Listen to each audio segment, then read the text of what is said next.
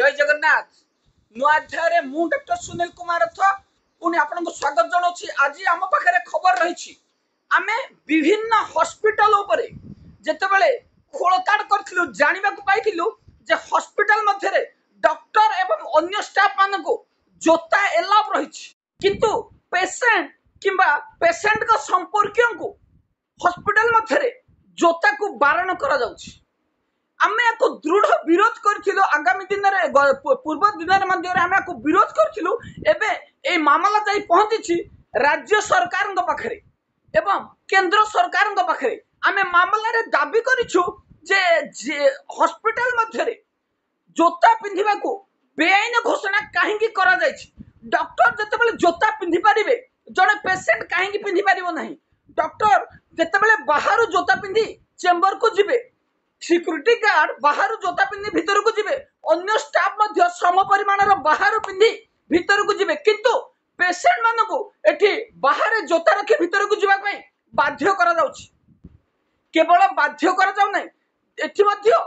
आउ किछि दुर्व्यवहार मध्य करूथिबार नजर मध्य हम पाखु आसीछि। आमे पूर्वरु ब्रह्मपुर सिटी हॉस्पिटल एवं एमकेसीजी हॉस्पिटल एबे Cuttack SCP medical college and hospital रो मध्य यह स्पष्ट भाव रे अनुभव करि परिबा परे आमे आज 28/7/2025 तारिख दिन स्वास्थ्य मंत्री को देखा करथिलु एवं ग्रीवांस सेल रे स्वास्थ्य मंत्री को आमे स्पष्ट करथिलु जे हॉस्पिटल मध्य रे जोता को बेआईन घोषणा करा न जाऊ कारण हॉस्पिटल रे डॉक्टर को जेतिके इन्फेक्शन हबो पेशेंट को मध्य सेतिके इन्फेक्शन हबो। डॉक्टर जदि जोता पिंधि भीतर को जिबे एवं अन्य स्टाफ जदि जोता पिंधि भीतर को जिबे काहेकि पेशेंट को तांको संपर्कियों को जोता बाहर रखिबा पई कहा जाउछि। यह बेआईन अटे एवं एथिप्रति संक्रमण बढ़िबार आशंका मध्य रहिछि। आकु आमे विरोध करी एक दुई पृष्ठार एक अभियोग सथिरे आमे राज्य सरकार केंद्र सरकार को पाखरे अभियोग दाखल करछु। अभियोग दाखल करबा परे आज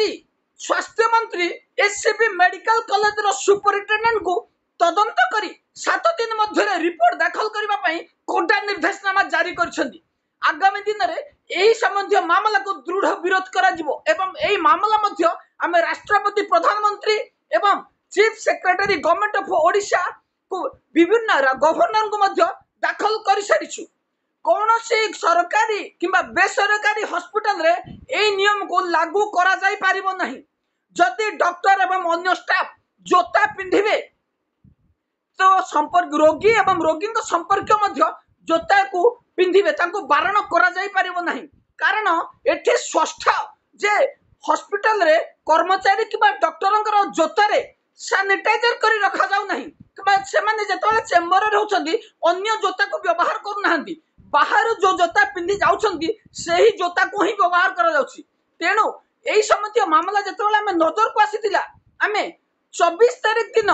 एससीबी मेडिकल कॉलेज को जेतेबेले जाइथिलु सेही संबंधी मामला रे हमें तार पर्दाफाश करथिलु। पूर्वरु 22/7/2025 तारिख दिन जेतेबेले हमें यूरोलॉजी डिपार्टमेंट रे प्रवेश करथिलु सेठु जड़े जूनियर डॉक्टर हमको जोता पिंधे को बारण करथिले जहा को हमें दृढ़ विरोध करथिलु। दृढ़ विरोध करिबा परे 24/7/2025 तारिख दिन एचओडी समीर स्वाईंकर एडमिशन करबा परे संपृक्त जूनियर डॉक्टर पाखरे पहुंची थिला हमर ए जो रहिछि एडमिशन रजिस्टर ए एडमिशन रजिस्टर को तबले पहुंची थिला 4:16 मिनिट रे हमर एडमिशन करा जायथिला मध्य ता पर 7 जन पेशेंट को एडमिशन करा जायथिला किंतु हम फाइल को पछरे रखि दिया जायथिला कारण से जूनियर डॉक्टर को आत्मसम्मान को बाधे थिला कारण से महाशय जन जेतेबेले हॉस्पिटल रे जोता पिंधिथिले एवं हमको जोता पिंधिया को बारण करथिले आमी ताको दृढ़ विरोध करथिलु एवं 25 तारिख दिन ऑपरेशन को बंद करी 28 तारिख दिन ऑपरेशन हबा पई स्पष्ट करथिले एवं बेड को मध्य खाली करि देथिले ता पर मध्य निर्देश दिया जायथिला जे आपण बेड निजे अरेंज करंतु अन्यथा एमिति एडमिशन नहीं छिड़ा ही थांतु जहा को हमें दृढ़ विरोध करी राज्य सरकार दृष्टि आकर्षण करथिलु। एठी प्रश्न उठुछि जे ए जूनियर डॉक्टर जनक एते अभद्र व्यवहार शिखि ना से जेल रु कहीं हटई न दिया जीवो एवं एभली दुर्व्यवहार करुवा डॉक्टर को एससीबी भली मेडिकल कॉलेज रे कौन स्थान नहीं से डॉक्टर को बहिष्कार दाबी करी आमे मामला दाखल करिछु एवं सुपरिटेंडेंट एचओडी को मध्य यार एक नकल पठे दिया जाइछि हॉस्पिटल मध्य रे जोता को बारण करा जाई परिबो नहीं एठी जन आंदोलन तेजुछि कारण एठी डॉक्टर जोता स्टेरिलाइजेशन नुह कि सैनिटाइजर रे ताको प्रति मुहूर्त रे सफा करा जाउ नहीं सेही संक्रमित होबार संभावना रहितबा कारणरू आमे रोगींकर हित दृष्टि एठी जनस्वार्थ मामला दाखल करिवु आगामी दिन रे जदि राज्य सरकार 7 दिन मध्य रे कार्यानुष्ठान न नियंती हाईकोर्ट रे एई संबंधी मामला दाखल करा जिवो कौनसी मते एई बेआईन कार्य को प्रश्रय दिया जिवो नहीं